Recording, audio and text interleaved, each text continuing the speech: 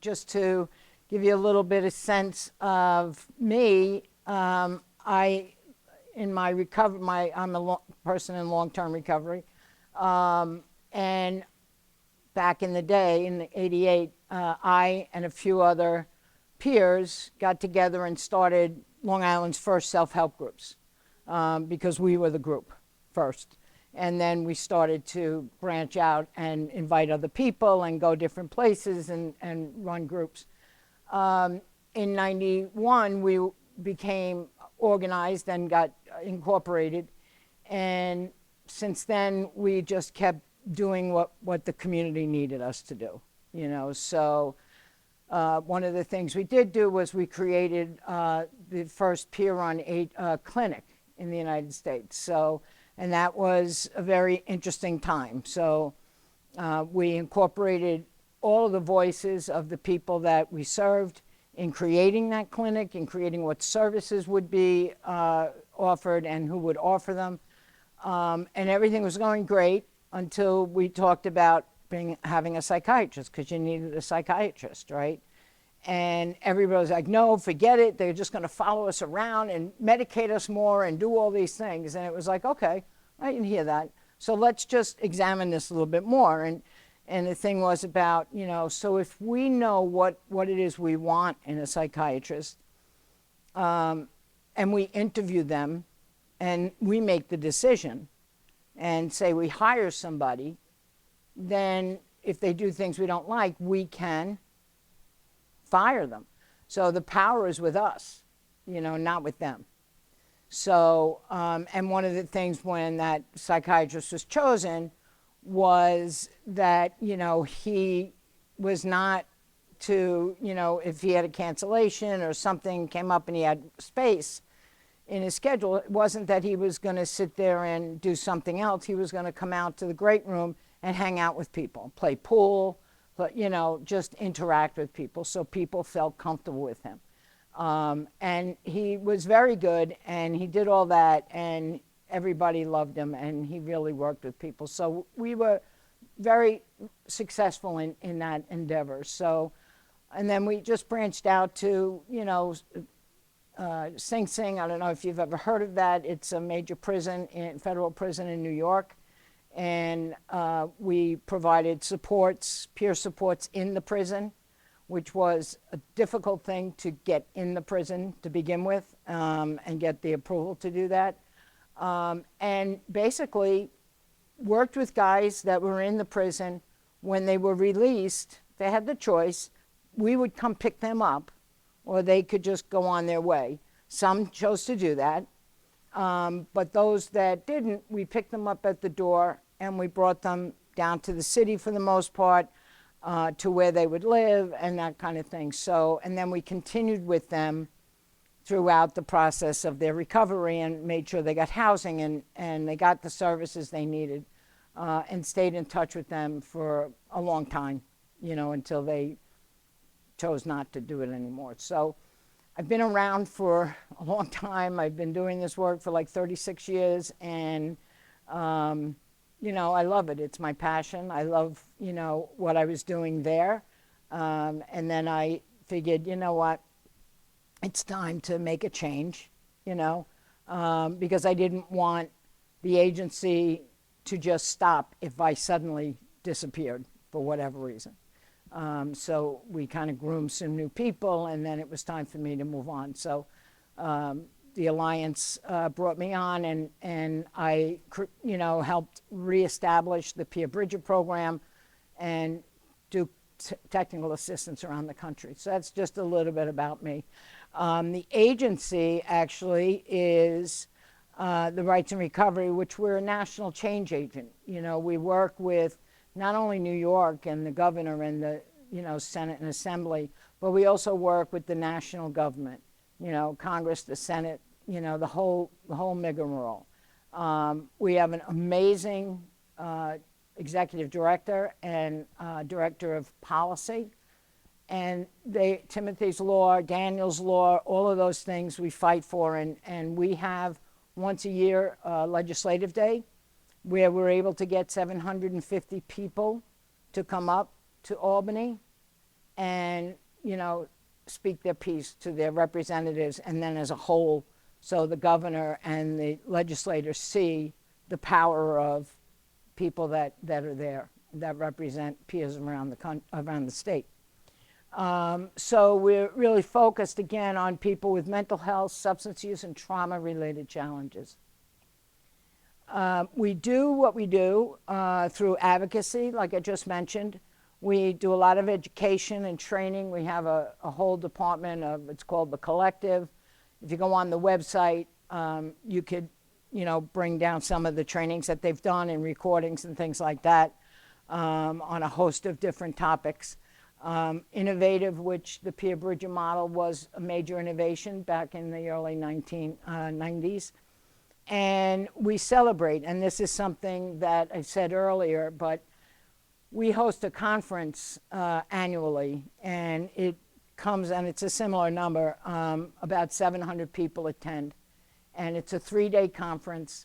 It's up in the mountains of New York in the Catskills, and it's just a wonderful time. We take over the whole place. It's just us in the whole place, and we're able to have a phenomenal time.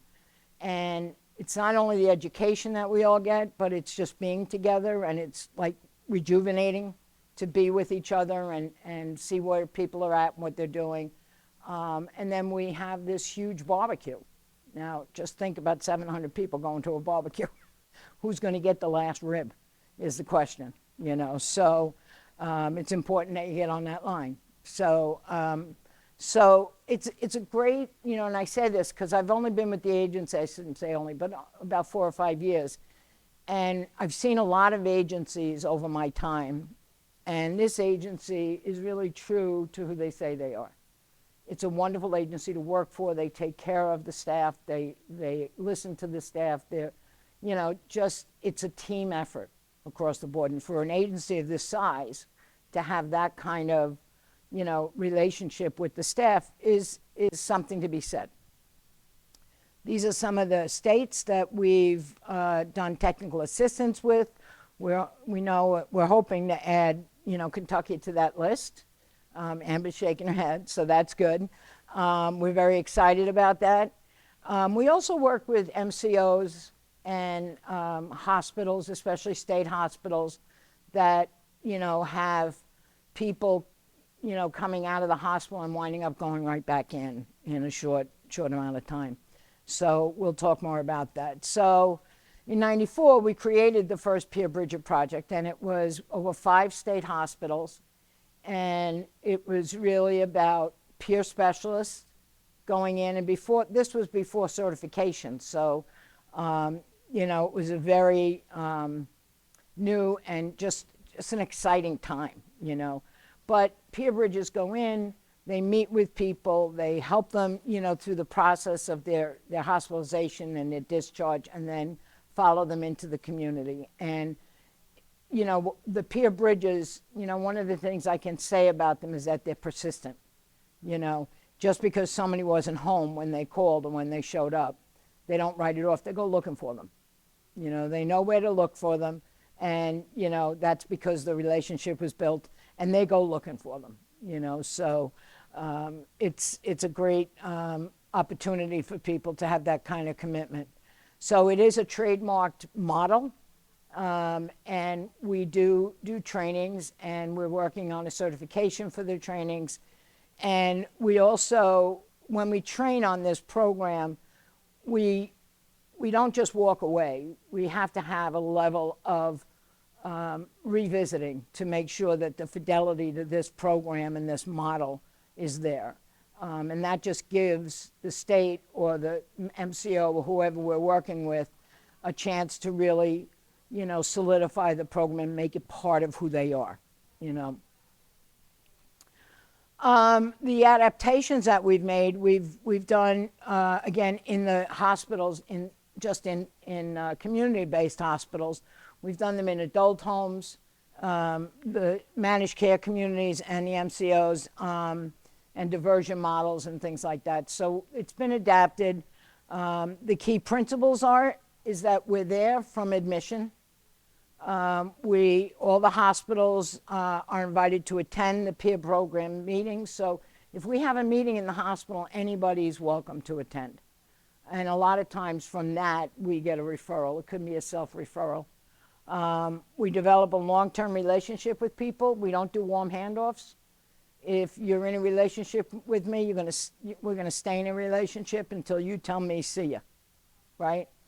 And then we hold the hope for people that are in recovery when they can't hold their own hope, right? We carry that for them.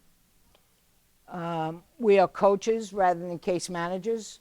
You know, we're not, paid friends. We're not, working for the clinic or the hospital. We work with the person first and collaborate with the hospital and community supports for that individual. And we assist people to move from a place of helplessness and hopelessness to a place of, hopefulness, and a place of power and their own empowerment, right? So there are 9 stages to the program. And I want you to know that if you have any questions or you have anything you want to say, please just raise your hand, okay? Yes? I just wanted to say, for example, with me, I'm on the supports for community living waiver here in Kentucky. Mm-hmm. And it took me a long time to get my rights back because, they like to make sure, well, is he going to be okay? Yeah.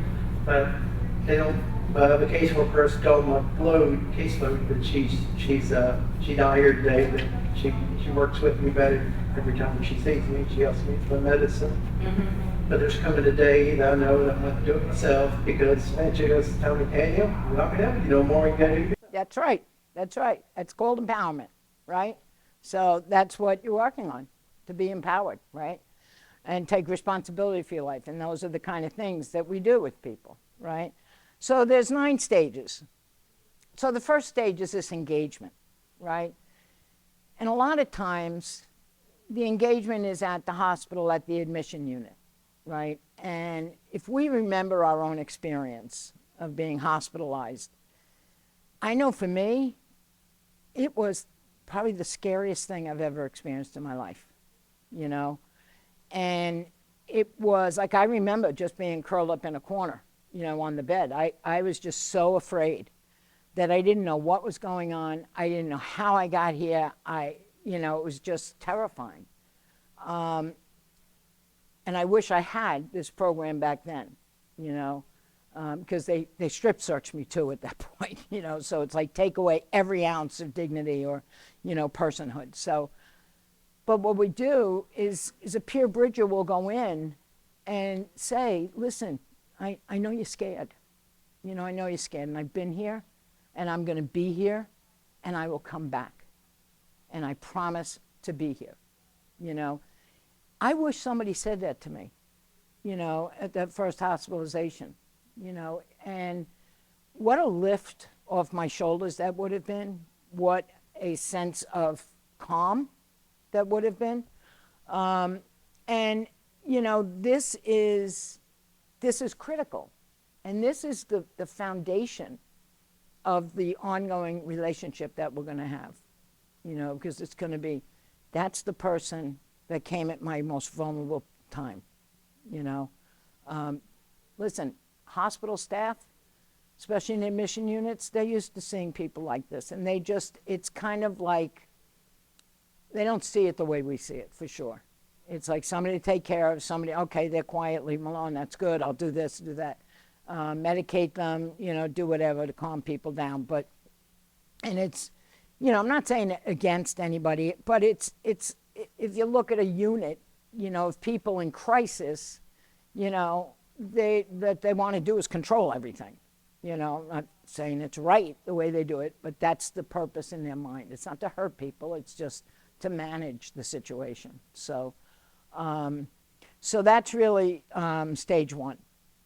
Stage 2 is a referral process. So like I said, we run groups both in the hospitals and in the community, so that when we're running a hospital group, we could have somebody that may have seen us either work with somebody else or may have come to a group, and want to be part of this and want the service, they can say to us, I want you to work with me, or I want to work with you.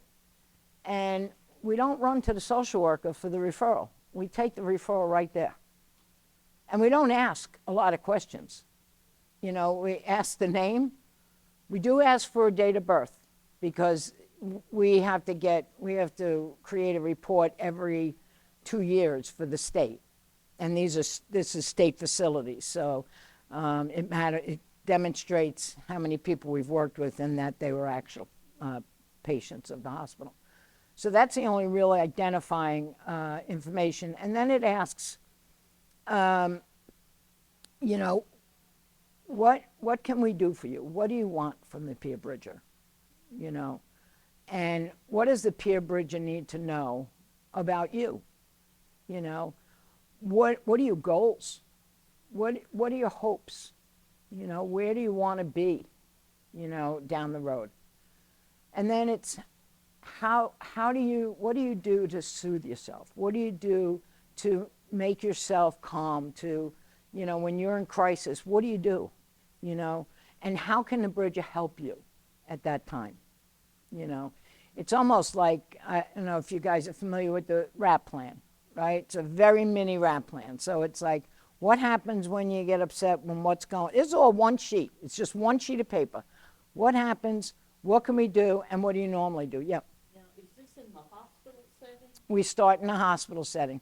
Do you find people, I'm basing this on the first time I went to the hospital, and I was totally out of it, and I didn't know where to go from there. Right. A lot of times, do you run into that situation? Oh, yeah, yeah. They don't know where to go. No. And a lot of times people in the admission unit at that stage, they don't know. They don't know what they need. They don't know where they're at. They don't know even what helps them. They don't have any of those skills. What we do at that stage is just be with them. You know, one of the things that I am trying to implement is that when we go into the admission unit, that we bring a blanket, because a blanket is soothing, right? A nice, warm, fuzzy, you know, soft blanket, you know. There's issues with the hospitals about that, you know. Can they hang themselves with it? Can they, you know, all kinds of different things.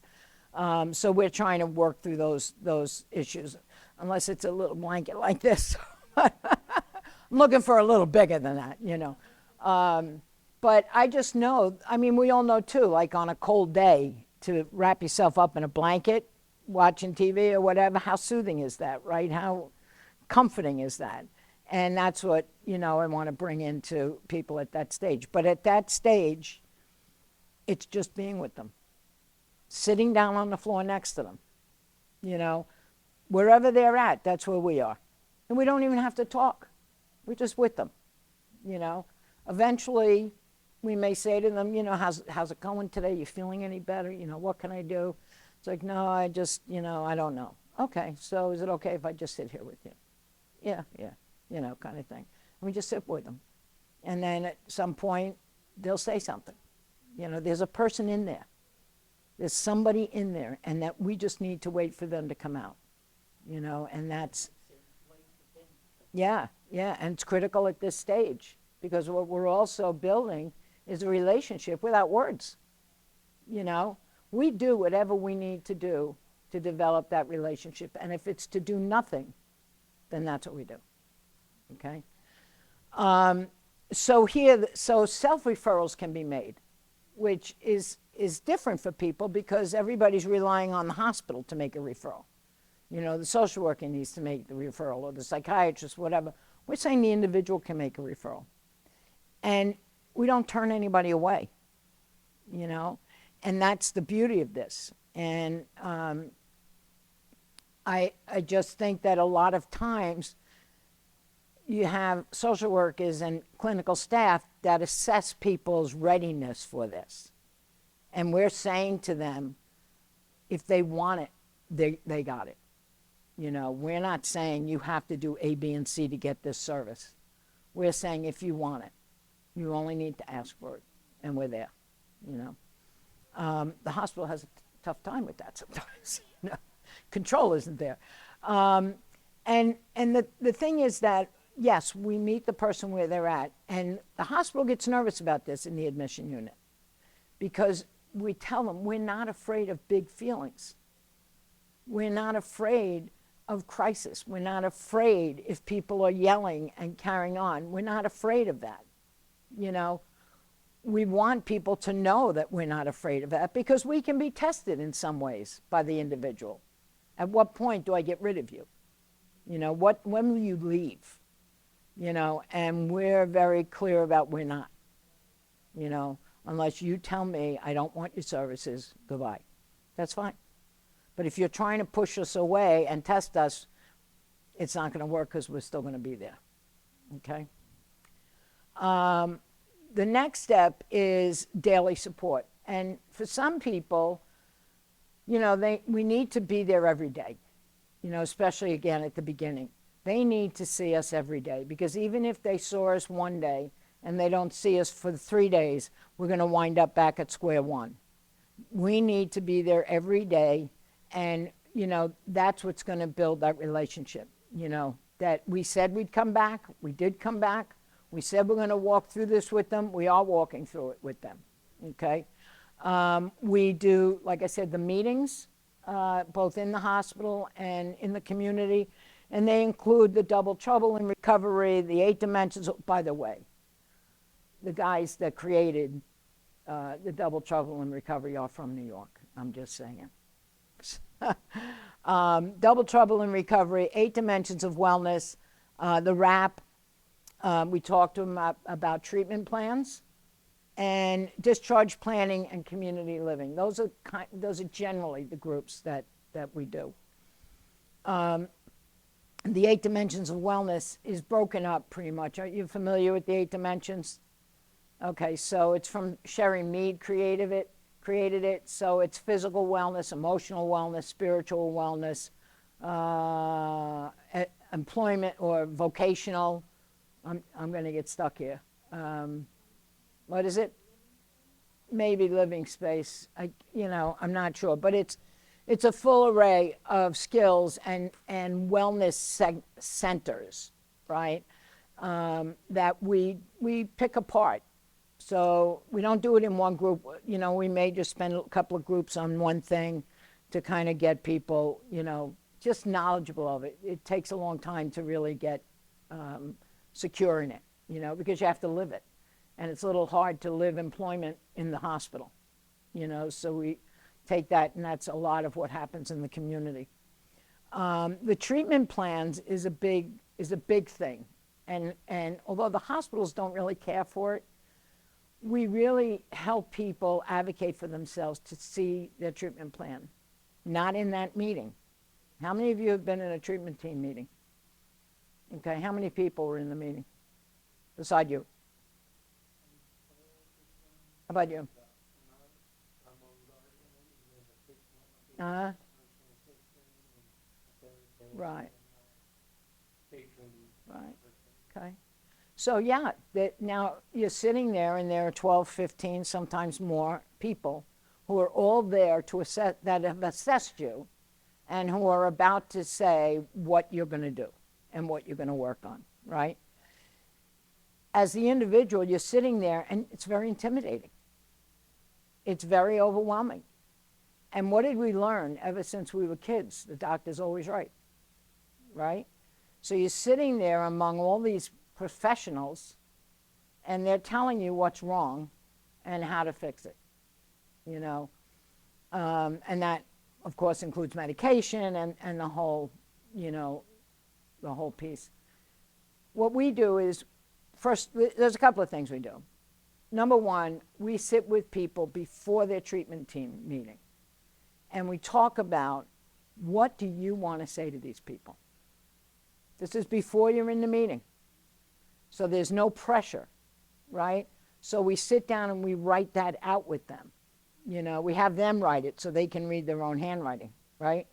So they write it out. It's like, okay, what is it that you want? You know, what is the treatment you don't want?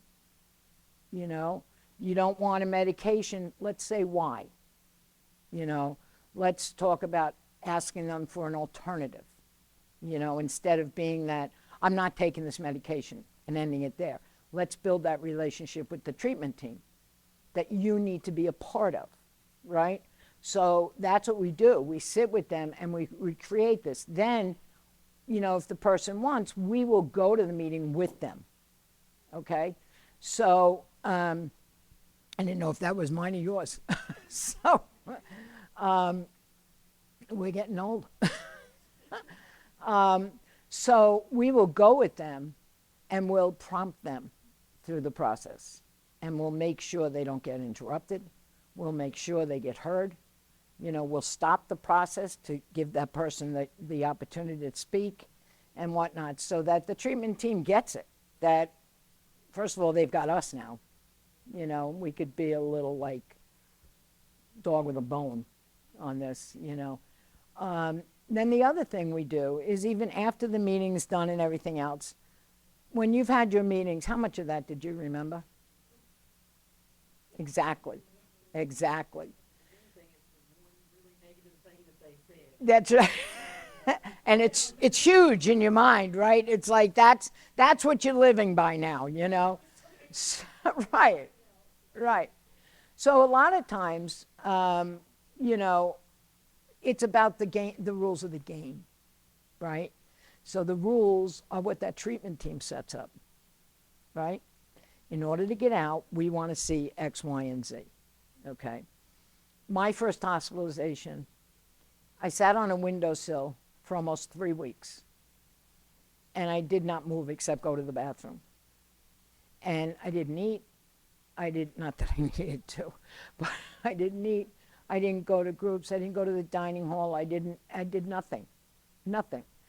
And after about 3 weeks, the social worker came in and said, Ellen, if you even want to think about getting out of here, you have to start eating, because if you don't, we're going to force feed you. And if you don't go to groups, you're not getting out. If you don't talk to the psychiatrist, you're not getting out. Well, then the light bulb went on and say, okay, now I know the rules of the game. So I'm going to a group. I'm going for dinner. I'm going to talk to psychiatrists, you know, and I'm going to be the happy, smiley person I can be, you know, so that they see this miraculous change, you know, and then get my butt out of there, you know. So, you know, so when we think about our own experience, right, so we needed to figure out what the rules of the game were. Well, so do the people we're working with, right? So it's like, okay, you have a right to have a copy of your treatment plan. So we help them advocate for themselves to the social worker or whatever. I would like a copy of my treatment plan, okay? We're not really interested in the diagnosis piece or the assessment piece or anything like that. We want to get to the meat of it, right? We want to know what they're thinking about and what they think they should happen and whatnot. So once we get that, then we sit with them and we go through it. And we say, okay, you have to stop throwing chairs. Oh, okay, yeah, that's not going to work anymore, you know. Or, you know, you have to change this, or you have to, you know, maybe talk to somebody, or you have to ask questions, or you have to let them know what's going on with you and that kind of stuff. Because you may not, you know, you may not be cured in their thinking, but if you communicate with them, you know, they're more apt to see it as a possible discharge. I'm sorry, you're getting a lot of my profile, I'm sorry. And that's my bad side. So anyway, do you want to move over? No, I'm fine. Oh, all right, okay. So we sit with them and we go through them and we show them what the rules of the game are, you know, and then we talk about what's workable, what they feel is possible, and what they don't like about it. So it could be, like I said, a medication. I hate that medication because it may help me go to sleep, but then I'm half asleep for the rest of the day too, you know. So, you know, we help people manage that treatment plan in a way that they can at least speak their mind then to the team and move forward. So that's part of, holding the meetings and empowering people and, giving them the space. Thank you. And then this whole thing about discharge planning. Discharge planning happens behind closed doors, right? And what the people don't get is a discharge plan is it's all well and good that a discharge plan tells you what your clinic is, when your next appointment is, what medication you're going to take, here's your Medicaid card or whatever that is, right? What they don't take into account is that you need money, that you need food, that you need a place, God bless you, that you need a roof over your head. Like all the basic stuff is not included or considered in that discharge plan. So you can give all the clinical, advice or direction you want, but if I don't have food and I don't have money, how am I going to get to the clinic anyway? So those are the priorities, and we'll talk more about them later. So stage 4 is really the development of self-determined goals, and here's the thing about goals, right? How many people have been asked, so what are your goals? Okay. What are your goals? What are your goals? I don't know, whatever, Instead, it's like, what do you want to do when you get out of here? One of the things I like to ask is, what were you doing before you got sick? What were you doing in your life before you were hospitalized? Or before, you went really south with addiction? Like, what were you doing? Even with addiction, even with symptoms of mental health concerns, you were doing something. I mean, I know that I was depressed, but I was still working. I was using, I was still working. I was doing those things. We ask people those questions because they're not considered by the hospital staff. What's considered is the minute you walked in the hospital. That's your life. And people forget to think that somebody had a life before they came into the hospital. And if we abandon that, then we're seeing them just as patients. And that's it, So we talk about what they want to do, where they want to live, who they want to live with, help them choose their own path, and choose to change their path. We had a fellow that, the peer bridger was working with him, and he says, so what do you want to do? What do you think, you want to do? He said, well, I want to work. He said, oh, yeah. He says, what are you thinking about? He said, oh, I want to be a tax collector. I said, okay. He said, so the peer bridger went out, researched what it would take to be a tax collector, and went back to him and said, okay. He said, this is what we need to do. You need to get an accounting degree, and you need to do this, and you need to do that, and we can get you, financial assistance. And I said, oh, no, I'm not doing that. Okay. He said, is there something else? He said, yeah, I want to be a scuba diver. He said, okay. Peer bridger went out, got the information, came back. You need to buy tanks, you need to buy a wetsuit, you need to have lessons, you need to do this. He said, oh, no. He said, so you got something else? He said, do you think Stop and Shop is hiring? It's like, well, we'll find out. No different response than any of those, if you notice. There wasn't one change in the response. Let me find out for you. And then they can make the decision, So when you talk about paths, and we all can attest to this, I'm sure, we started way somewhere else and went far right, far left, down the middle, until we found ourselves somewhere, where we're at now, right? But all of those paths that we were on for a short or long time, they helped us become who we are today. Good, bad, or indifferent, it's part of who we are, and what we learned from. So that's really important. And, again, it's that I hate when, staff say to me, so, well, and what are your goals? Like to get out of here, to get a new therapist, sister, So again, we talk about that we interface with the hospital staff. And we do that by, bridging, preparing the person for a team meeting, like I said, asking questions, expressing what they want, You know, here's the thing. You know, before we talk to the treatment team, we want and need the permission of the person we're working with, okay? So we had a woman in one of the hospitals that was discharged and went to a community residence, which we follow then into the community.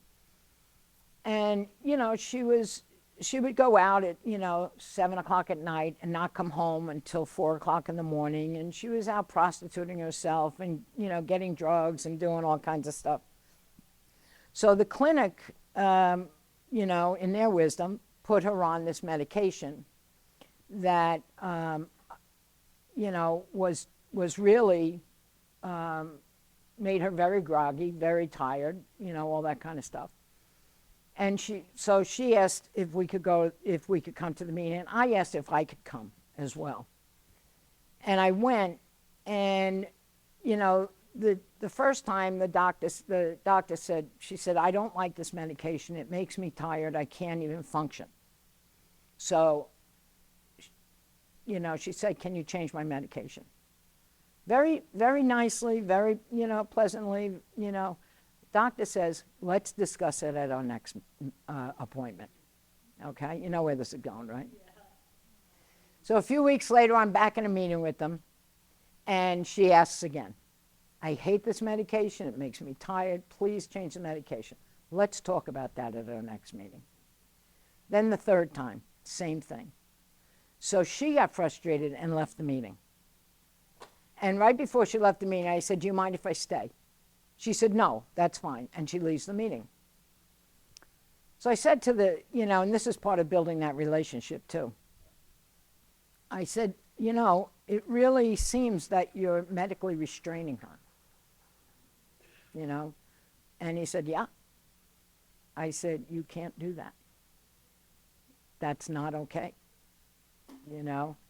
And they were like, well, I said, no, if she chooses to go out and prostitute herself, that's her choice. And she will take responsibility for that at some point when she's ready. But that is her choice. You cannot restrain her in any fashion.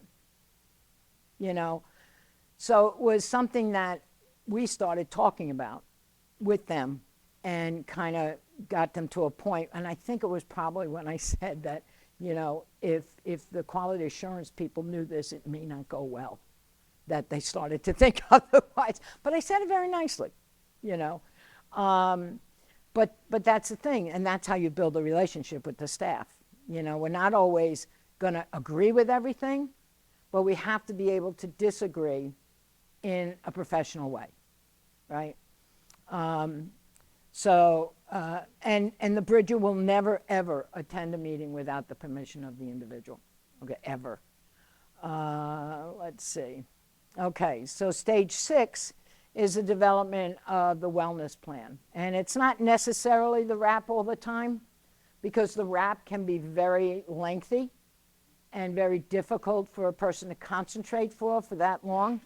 But we want to get to the place where we can say, what brings you to this place that gets you into trouble?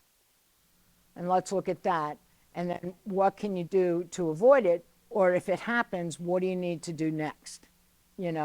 So I don't know if you're aware, but recently, last couple of years, the Copeland Center, who created the RAP, came out with a mini RAP, which we've been using. And it's a sheet that's folded up.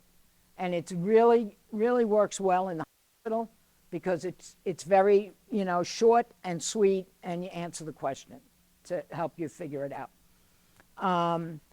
But it's also crisis plans and, post-crisis plans. So it's, they all begin to work with it.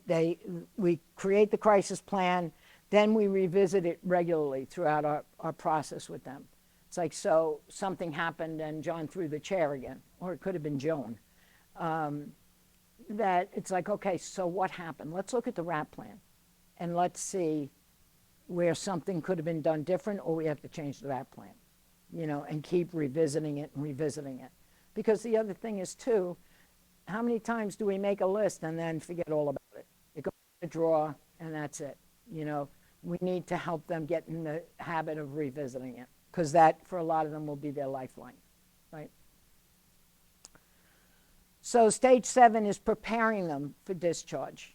And again, it's about working with the discharge planners, right? Because what they have in mind for somebody is not what the person has in mind for themselves, right? We know this. So we want them to be serious about where they will live. Discharging somebody to a shelter is not okay.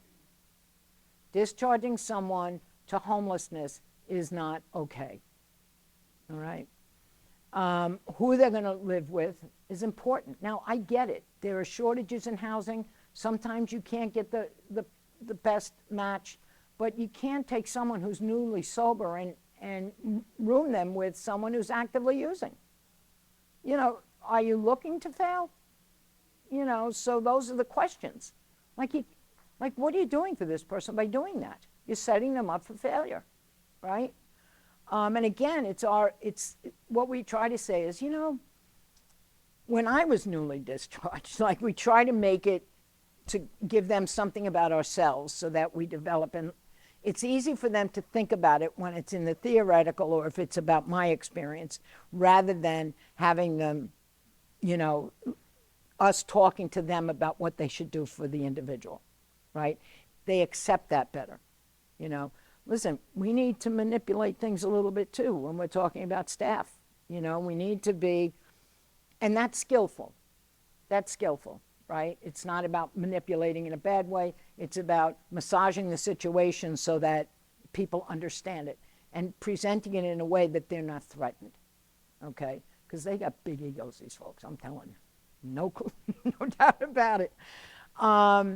So what are the skills they need to be successful? Do they have insurance? They have food, money, transportation at discharge.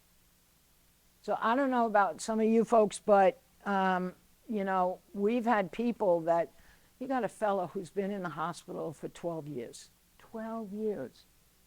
And now they discharge him. And they discharge him to a place that, and I have to tell you that we sought out the discharge plan people and wanted to know where he's being discharged, because what we wanted to do was take him on past to the area, you know, before the discharge, so that at least he had a sense of the community. And we wanted to be able to videotape the area so that he could see it, or she, well, this guy in particular could see it.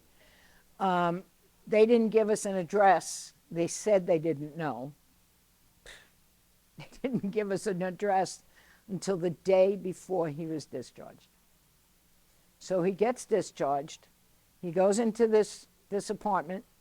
They have a bed. They have a little nightstand and a lamp. There's no bedding. There's no towels. There's no hangers, you know. There's nothing, you know. So he also didn't have food. He didn't have money for food. And he had no way to get food. So what's the deal for him? So he's got to either steal it, he's got to beg for it, you know, or he goes hungry. So we didn't know that immediately, but when we went to visit him the end of the first day, we saw what the condition was, and there were holes in all of the walls. And they said that was because they were running electric. And they were, you know, but holes were everywhere. It's like, did they finish the job? Yes. Well, not exactly, you know, get them to finish the job. So again, now we're interfacing with the housing agency. And we want to do it in a way that doesn't hurt that person in the end, you know. So it's always being intentional about how you do what we do, right? So that the person doesn't get caught up in the reaction from the housing agency. Does that make sense? Right? So you tell a housing agency, listen, you got to fix those walls, and you got to do this, and you got to do that. They won't move even any faster. In fact, they'll probably move slower. And who suffers? The person you're working with. So anyway, so this is a situation. The staff go in. He has nothing. His roommate is, using and dealing out of the apartment. And we all find this out the day he moved in within 15 minutes of our visit, right?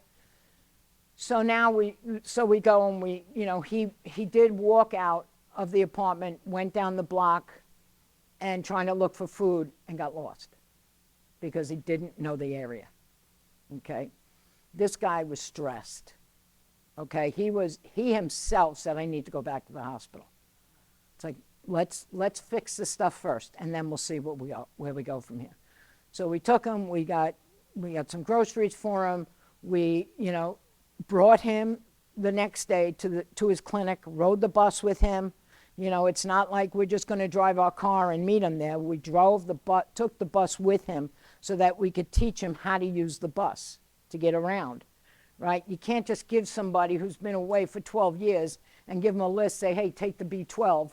Transfer over here and take the F11, and then your clinic is 3 blocks down and over to the left, to the left.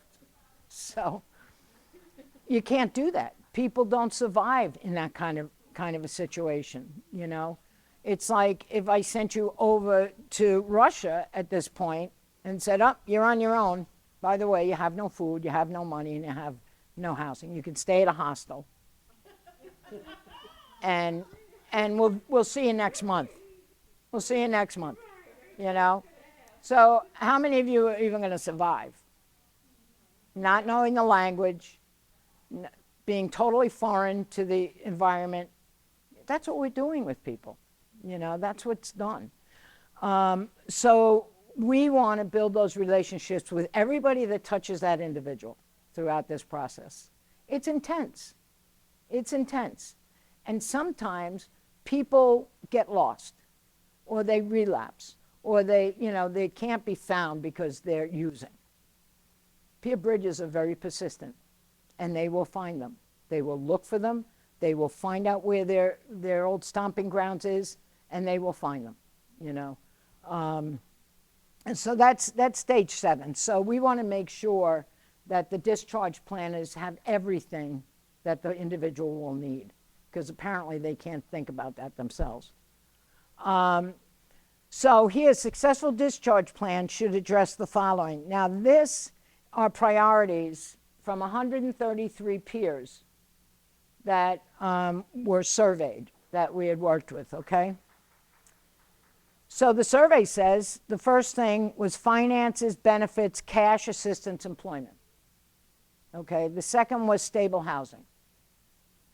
Then it was access to recovery supports, social and family connections, access to behavioral health treatment,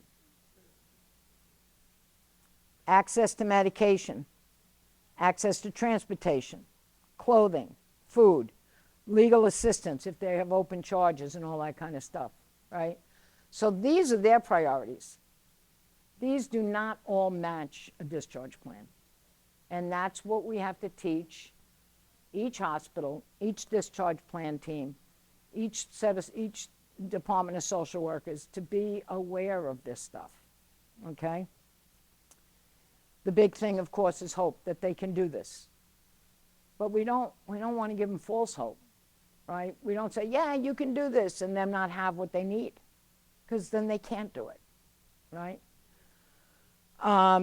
Okay, this is the transition piece. It's about learning their community. It's about developing confidence in moving around the community. It's about having access to support systems and people, okay? Not all treatment. It's not all about treatment. Developing relationships with the housemates, developing daily routines. This is the big thing. This we just added in the last year, step 9. It's about immersion, okay? I'm not interested in integration. That means nothing to me. I'm interested in immersion. I'm interested in making sure people, when you go to, let me just ask you a question. When you go grocery shopping, do you see kind of the same people all the time? The cash registers, the people bagging, the people of stock, right? The deli people, whatever, right? You kind of see the same thing. Do you have eye contact and say hi Yeah, our folks don't. They don't do that, right? Keep your head down, get in, get out, and be done, you know? They're used to not being seen, you know, and they have a right to be seen. And this is when we talk about being worthy, right? You are worthy to be in this world.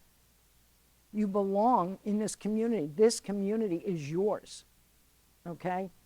So when we talk about, you know, immersing people in their community, we will go to the grocery store with them, ask them to hold their head up, make eye contact, nod, at least nod, you know. We had a woman that she had such anxiety to go into a grocery store. It was terrible, to the point where the bridger would start her at the furthest point in the parking lot, and they would sit there for 15 minutes to work through an anxiety attack. The next time it was a little closer, sit there and get through the anxiety attack, and closer and closer and closer. So she got to the curb and went in with the woman, and you know the first area you get to is the produce department, right? So walked in, she grabbed bananas and ran out the store, you know, because that's all she could do at this point. So the bridger went in, paid for the bananas, you know, and came back, said, okay, we're making progress here, right? Got to the point where little by little again, that woman was able to push her own cart and go up and down the aisles. And when she did start an anxiety attack, it was usually when the aisle was very crowded. So the bridger taught her how to just move to an empty aisle, you know, and with that, maybe go to the store when it's less crowded, you know. But in the end, she could do that. And she was doing that on her own, and then she'd be going to the store by herself and all that stuff. Today, that woman works at the store. So, you know, and that's because the bridger stuck with her, right? So it was an exceptional bridger. She's been with us with the agency 31 years. So, yeah. So that's that. So it is about being known. You know, our people, yeah. Just one question. Could you just speak up? I just want to I got to go to the next one, but I wanted to know before I left, could you share what one of your best success stories or a success story that was like beyond y'all's thoughts that somebody would achieve? You know, there's let's see, there's so many. All right, so we had a gentleman that was in the hospital for a very long time. The bridger started working with him about a year before he was discharged. And once he was discharged, he was in the community, but he was in a community residence. Thing, you know, folks, you know, they're walking around, they haven't showered, they're wearing their pants around their butts, you know, with their butt hanging out, they're shuffling along, they're hanging their head, and they just look doped up, you know. So we worked with this individual to really, you know, shower each day. And it wasn't about telling him to shower, it's about why aren't you showering? You know, because what was done to you that brought you to the place that you wouldn't shower, you know, and it was trauma related. So it was like, would you like me to come and stand guard at the door while you take a shower? You know, would you do that? Absolutely. And that's what they did, right? So now the guy was able to shower. We talked about his dress. We talked about, you know, how, you know, we wanted him to be able to be in the community, but people are going to walk on the other side of the street. You know, if they see this guy shuffling along and wearing his pants down his butt, you know. So we started to you know, we got a voucher and we went shopping with him. And we got him jeans that fit him and a nice shirt and all this stuff. Just putting on those clothes, swear to God, this guy just stood right up, you know, because he felt like it was like you put on a new person to him, you know, like he valued that he felt good, he was clean, he had nice clothes, you know, and his head went up, you know. So now it was getting eye contact, you know, that kind of stuff. So the guy says to us, you know, I was talking to him and I said to him, when you were younger, what did you want to be when you grew up? He said, I wanted to be a fireman. I said, wow, that's awesome. You know, how many little boys do we know, or little girls, that want to be a fireman, right? So he said, I'm too old, you know, and yeah, he was too old to make the cut. But he said to him, what if we talked to the fire department and asked him if you could volunteer to sweep out the bays, you know? And he was like, yeah. So it was like getting him close, you know?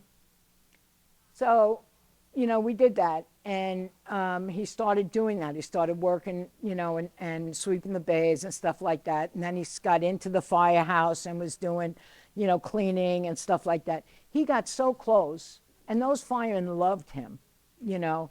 Then they started paying him, you know. And it was just like this evolution that occurred for this guy. 12 years in a hospital.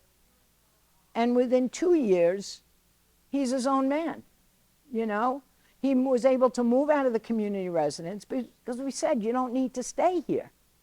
You know, you can move on, you know, because people get labeled as a patient, and patients stay in community residences, or they stay in supported living, where somebody's always around for them, you know. So we really worked with him to give up that patient role, and he was able to move into his own apartment.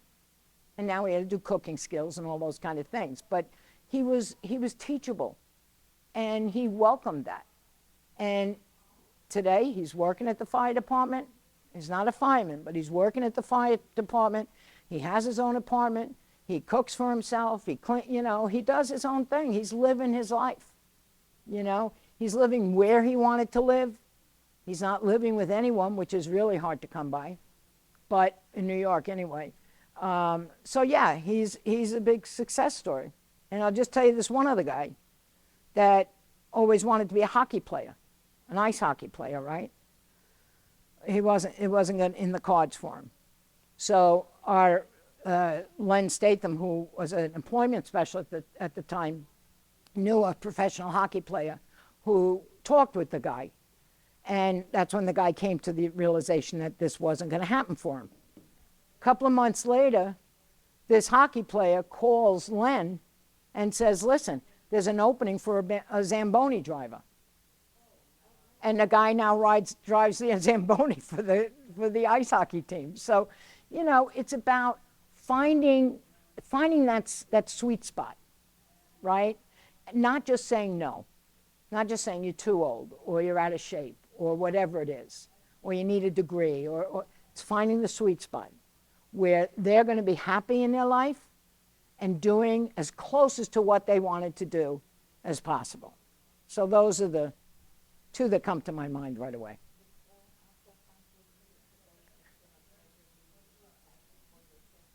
Thank you for coming. Thank you for coming. Okay. So, you know, this immersion piece, like I said, is huge. And I can't stress it enough, you know, that we do whatever we need to do. So here's the thing. So those of us who are working with people in the community, what are their social lives like?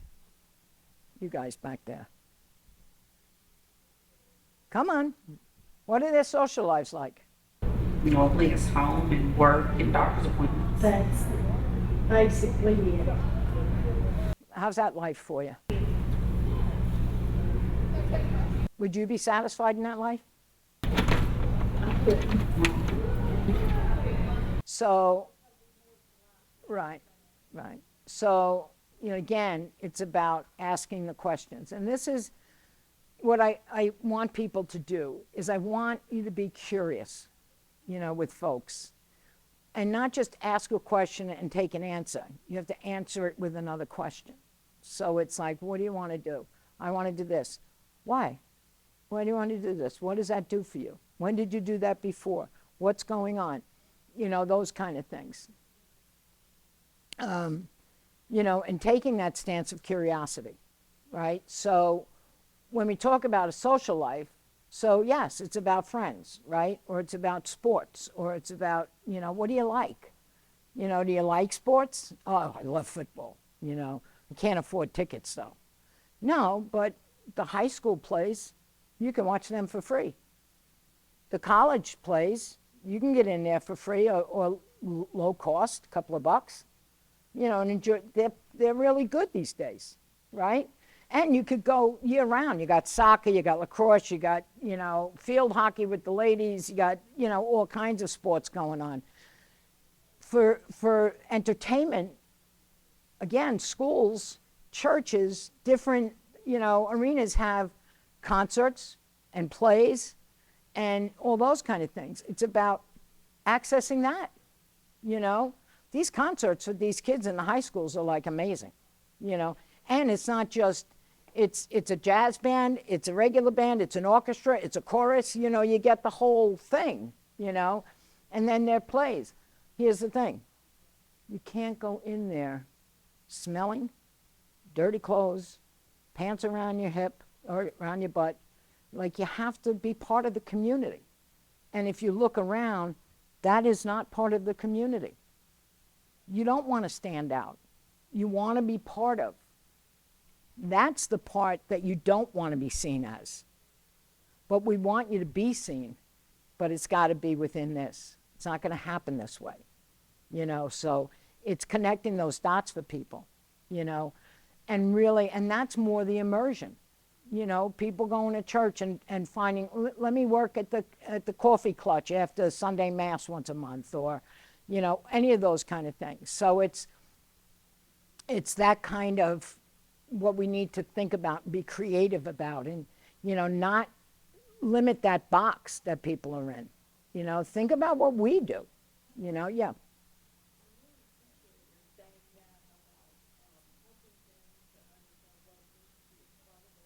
Mm-hmm.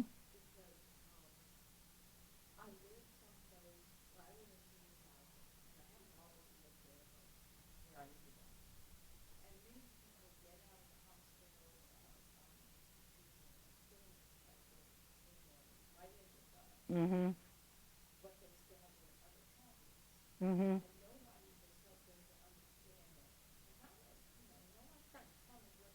Right. Right. Yep. Right. Right. Right. Right. And again, it's about when we're working with people that have been institutionalized for so long, that's how they've learned and accommodated in the hospital. Because in the hospital, there was no expectation. Right? When you think about it. So people walked around in sweats and in, you know, they didn't matter if they showered or not. You know, it was like clothes that were too big or clothes that were too small, or, you know, any of those things. That wasn't a priority. Again, the priority is to maintain the setting when you're in the hospital. You know, some of these units have, you know, 40 people on them and 3 staff. So it's a little, you know, and it's no different than the medical field either. You know, there's shortages all over the place. But, yeah, I mean, if we can work with the hospital, get them started there, that would be the place to go, right? But they can't suddenly learn what they didn't know to begin with, right? And again, it's this thing of, you know, new pair of pants, new shirt, you know, go take a shower, I got something for you, you know, like in this kind of thing. Take a shave, you know. They weren't allowed razors, right?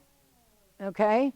So that was another thing. So why would they shave? They didn't have a razor, right? I have a feeling we're going to run into each other again. Okay. All right. Okay. They sent you to collect them, right? Yeah. All right. You guys be safe. It was nice to meet you all. Good. I'm glad. You know, so you have to really think about where they're coming from, right? And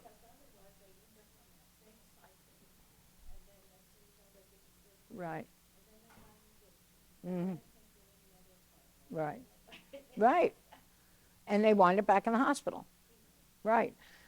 And that's why, you know, when we talk about this, it is really about, you know, meeting people where they are, understanding what their world is at that point in time, what the what the environment is like, what's the expectations in that environment, they're very low.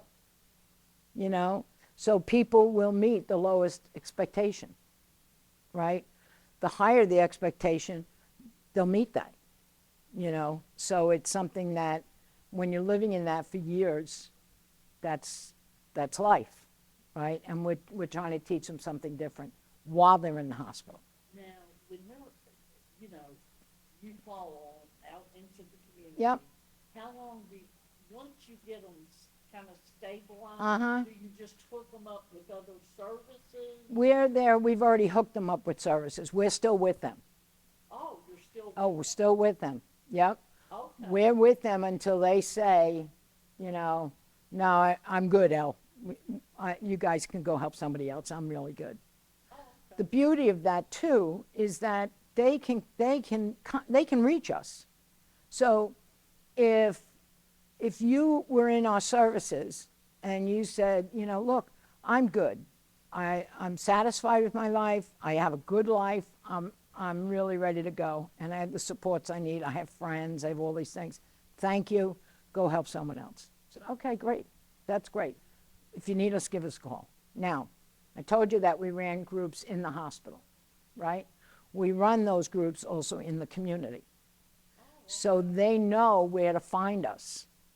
So you need to talk to Ruth. First, you have her phone number. Second of all, you know what group she's running. So you're going to go and meet her there, or you're going to call her. We just had a situation with someone that Ruth had worked with for 2 years, and she left the program because everything was going well. And about 6 or 8 months in, Ruth gets a phone call, and it's her, Veronica. And Veronica says, can you help me go shopping? Ruth was like, she didn't need help with shopping. Like, what's going on? So I noticed that her speech was a little off. Ruth was like, I'm going over there. So she goes over. She sees the woman, one side of her face is drooping. So Ruth says, we need to go to the hospital. Takes her to the hospital. She was, in fact, having a seizure.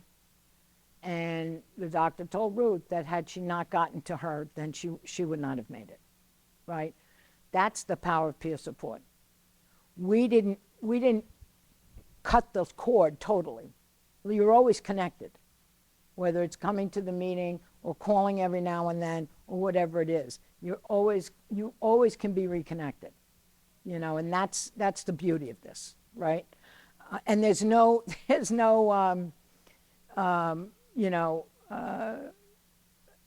entry assessment. You know, you don't have to come in for a psychosocial to get the service back. You don't have to start from scratch and all that kind of stuff. You call, you say you want the service, we're back on. You know, we're good. Okay, what can I do to help you?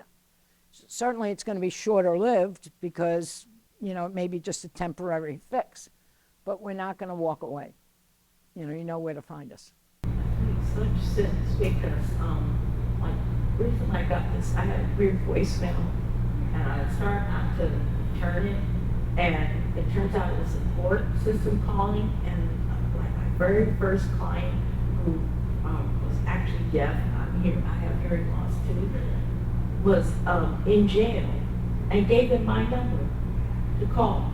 I hadn't seen her in, I don't know, 3 or 4 months. She dropped off. We had to close her case.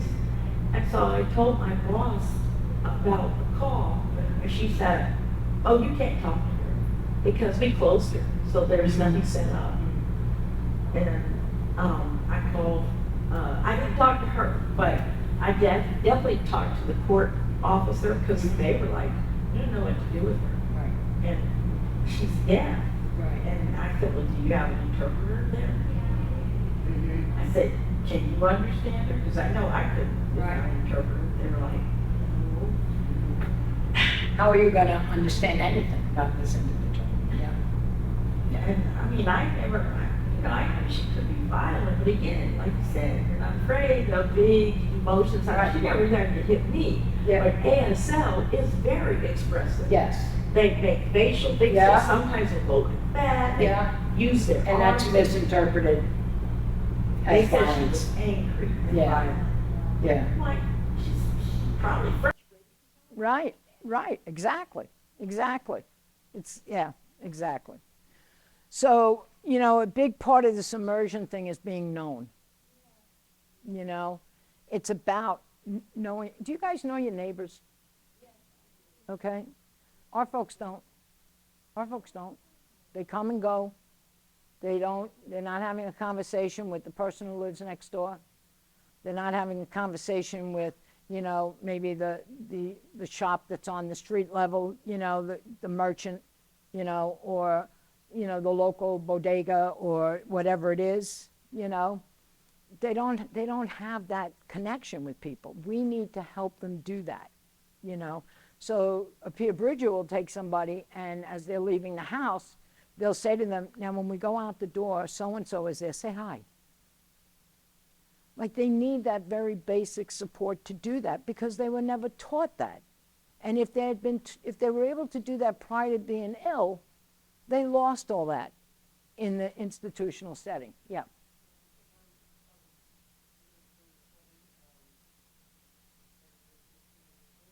Yes. All of them. Yeah, they have to. Yeah. And they also have to be certified. So, so that being known piece is a powerful piece.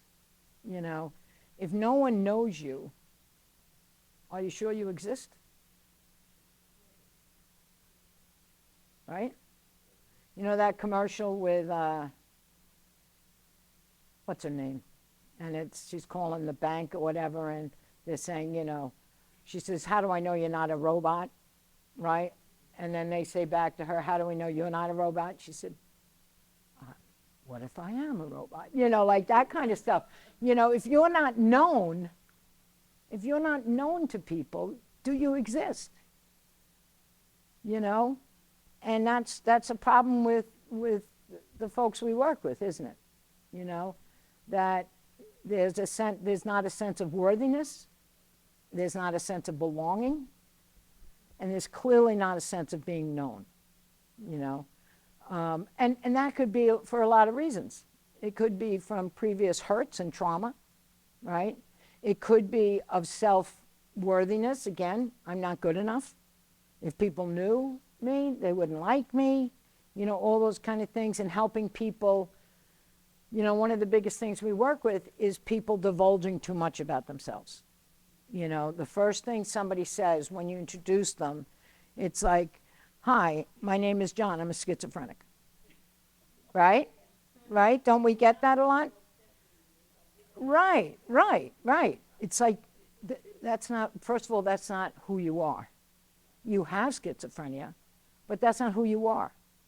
So you say, hi, I'm John, I'm your neighbor. But we need to teach that, and that's part of the peer bridger experience. That's part of getting people to that place of being seen and being known, right? So the general time frame, and this is really very general, it's, 0 to 3 months in the admission unit. This is, trust me, it's not in stone. 3 to 6 in getting ready for the transition into the community.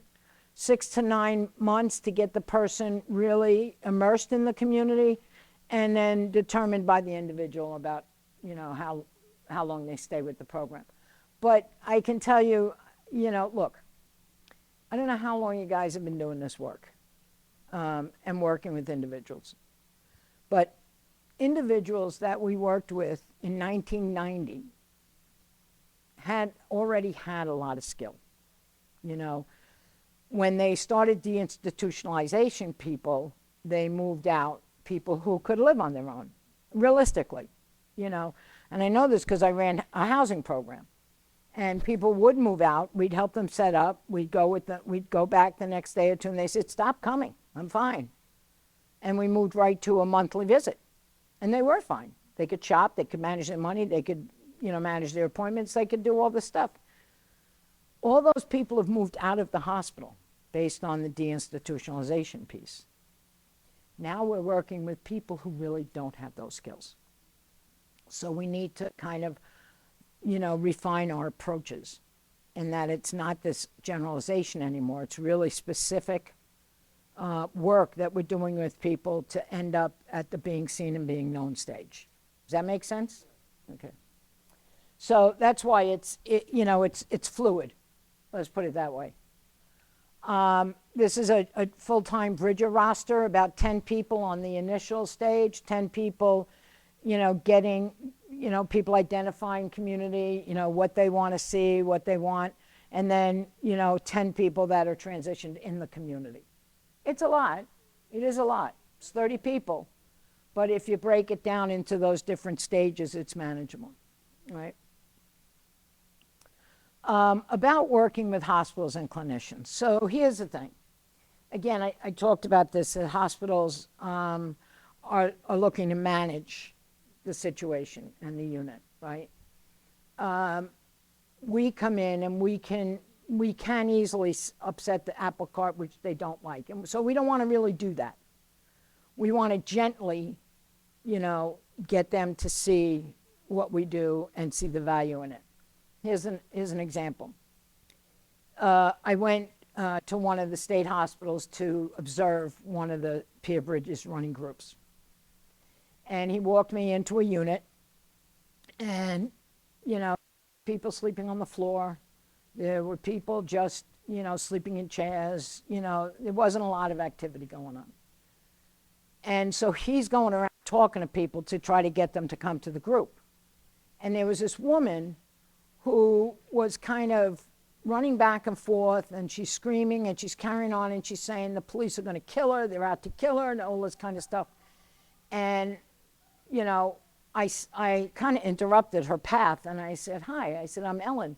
I said, we're going to have a group. Would you like to join us? She said, yeah. I said, great. Come on. The staff person there said, no, she can't go. She's not in a good place. I said, she is welcome to come. So she came, and he came too, the staff person. And I said to let it go, because normally we wouldn't want staff there. But I said to let it go because that was the only way she was going to get to the meeting. This is where we talk about balance and negotiating and things like that. So we went around the room, and I have a habit when I go to meetings with my staff that I ask people what their life was like before they became ill, before they were hospitalized. What were you doing with your life? That kind of stuff. And what would you like to do that again, or what else would you like to do?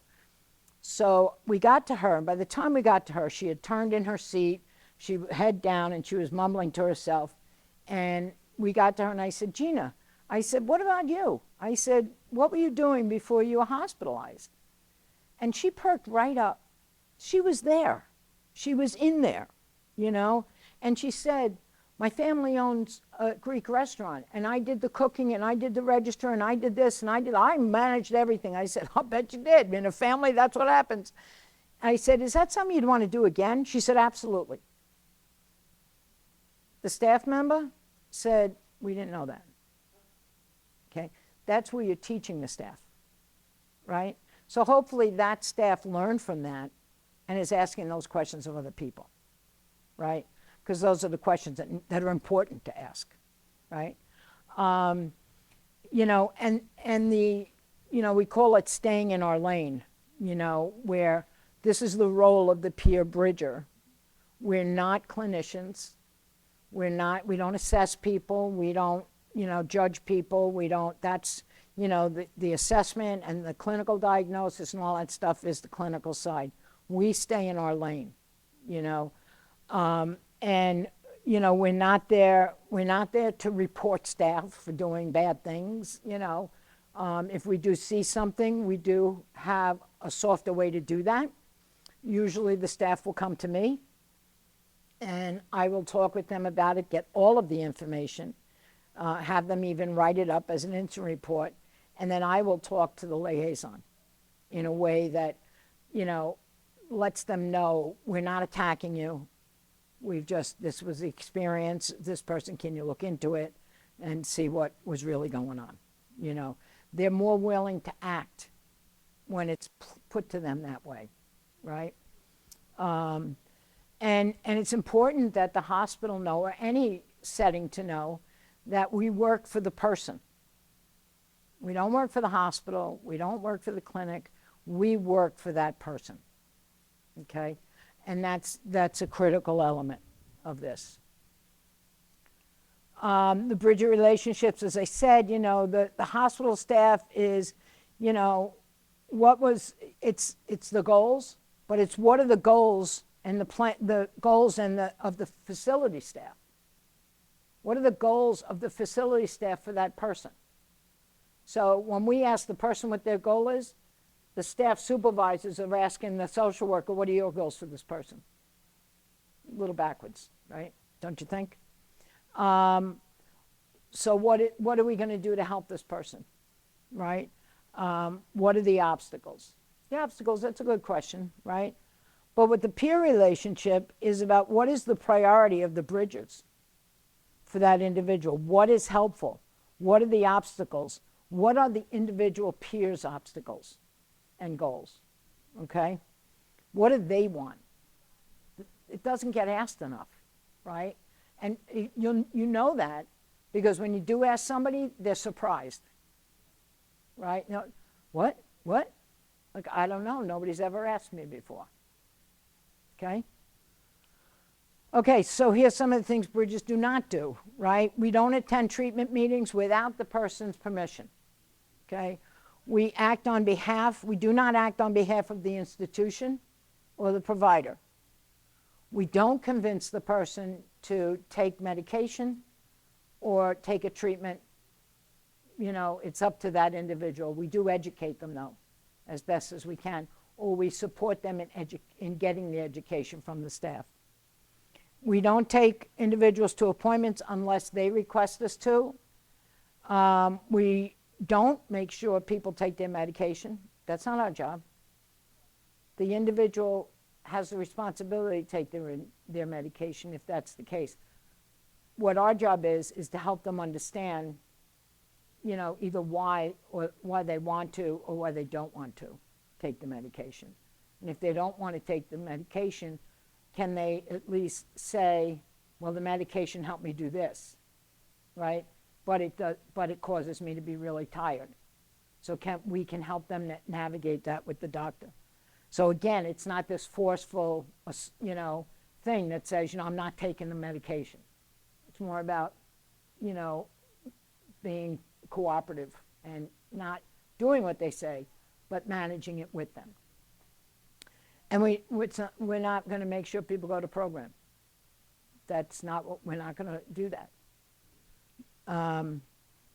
So how do bridges do it? So we have our bridger values, right, that we talked about earlier.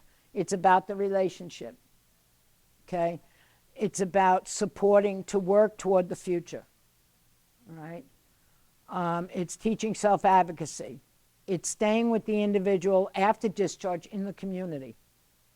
And it's working within our ethics and boundaries. Now, this whole thing about working with people in the community, one important thing is that we do not do warm handoffs. We don't say, all right, our work is done, here's a case manager, here's the person. We don't do that. We stay with that individual. Our values are all people, regardless of the past experiences, have the capacity to recover, no matter where they've been. That all people deserve the opportunity to fundamentally change their lives for the better. That all people can get out of the hospital, stay out of the hospital, and live a satisfying and self-directed life. Okay? I know you're taking a picture, sorry. So this is, again, it's the developing the relationship, the sharing equation, we call it, right? So it's about sharing ourselves and our experience. We're careful to share safe information. We don't want to blurb everything out. That's not the role. The role is to identify in our own experience how we can connect with that person. So if you tell me that you can't get into a supermarket because you're so anxious, maybe I can talk about when I'm anxious, this is what I do to help me. We gauge what we disclose. Our focus is always about supporting the individual, okay? Again, it's this communication between the peer and the peer bridger, and that I work for you. okay? And that alone, too, gives that individual hope, because now they have somebody that works for them. They have, someone that's looking out for them, okay? People learn to use the relationship to help people see things from new perspectives, okay? And support and challenge each other in trying new things. Mutual feedback and the development of the relationship, it can be used before interpreting another person's behavior, okay? It's an essential source of information that flows between people that shapes their relationship and communication. And we do that because as we develop the relationship, that can be used to clear up misconceptions. It's easier to say to somebody, listen, I just thought that this was going on. Like when you did that, I wasn't sure what that was. It's easy to have that conversation because we know each other. If I didn't know you and I was just coming at you and saying, hey, what's going on? Why'd you do that? There's a whole nother thought pattern that goes on. But if you're in a relationship with me, I'm already open to hear what you say, right? So it also helps us decide what changes, if any, we want to make, and I mean the peer wants to make, to possibly slow down and adjust the process. Sometimes, the reality is sometimes we as peer specialists move faster than the person's ready to. And we have to be aware of that. So this is what peer support looks like. Challenge each other when we're stuck, teaching and learning from each other. Again, I can't tell you how much of the behavior of the relationship this is. We support people to develop their skills and put in place the supports they need and develop skills to build a wellness foundation, okay? We build self-advocacy. We support people in asking questions. These are the ethics around peer bridgers, that there's non-negotiable rules, that they define professional conduct, that defines what you can or can't do. Those are the ethics. Those are ethics. Boundaries are invisible lines that we don't cross, okay? It could be physical or emotional boundaries. There are questions that, as a peer specialist, I should not be asking anybody. It could be sexual preferences, it could be anything, but that's not my role. That's not my place to ask you those things. You can feel free to share them with me, but I'm not going to ask you for it, okay? Boundaries require the use of good judgment, right? And in support relationships, boundaries are the conditions that limit or prohibit behaviors to ensure safety, comfort, privacy, and reliability, okay? Boundaries are also, like I said, when we talk with people, we talk to them about what you say to me is confidential. But I have to tell you that if we're talking about something and I feel that you may hurt yourself or hurt somebody else, I really need to talk to somebody so they can help you, because I may not be able to. It's just, it's again how we couch it, It's not, I've heard people say this, listen, you and I can talk, but if you tell me you're going to hurt yourself, I'm going to report it. Now, isn't that different from what I just said, right? How we say things, and that takes practice, and that takes skill. We're not always going to be good at it out of the gate, So we offer personal commitment and connection that is formed again in the hospitals and continues in the community. No warm handoff, okay?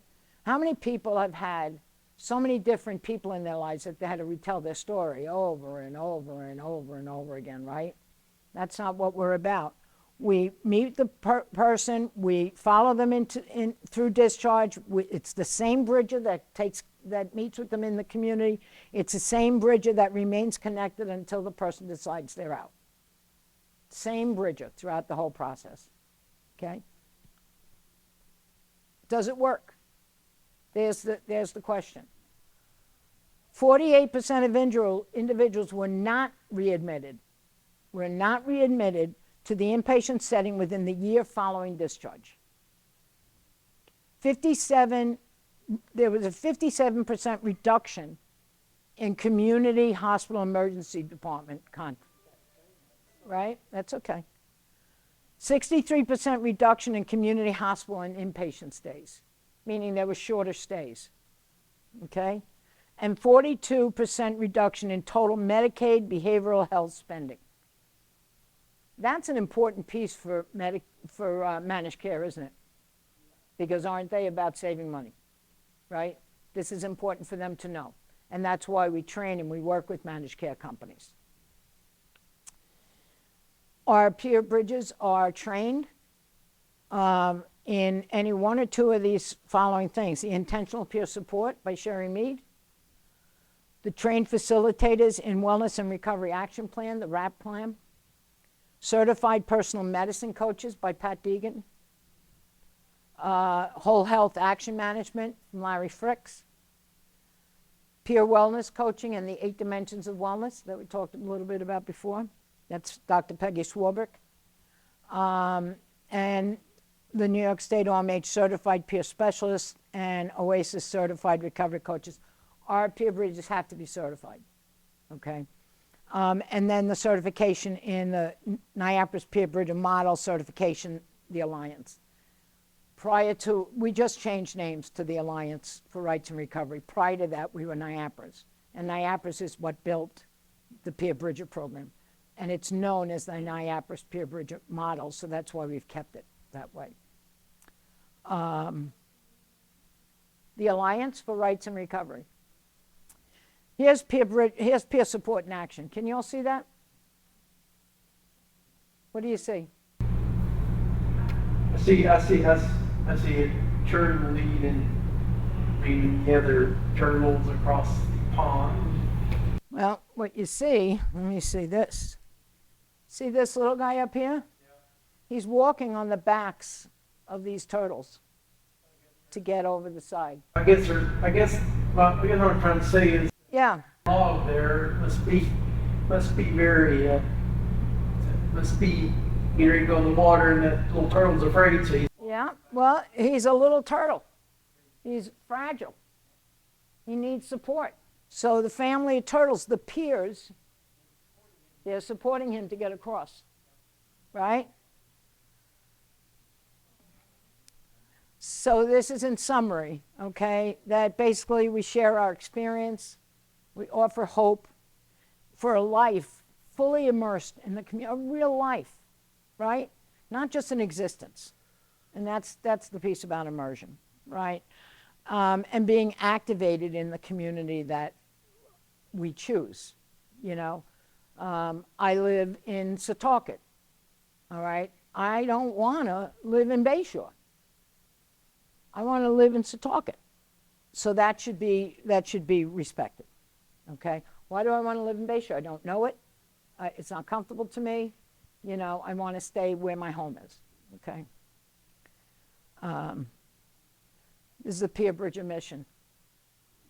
We support each other to get out of the hospital, stay out of the hospital, and get the hospital out of us so that we're no longer patients, but persons with potential, right? And thank you. So I'm so glad you guys were here. What's that? I hope you come to St. Hopkins. I am planning on it. It's a great program. It really is. So it's helped hundreds and hundreds of people. Oh, yeah, it's really good. You know, yeah.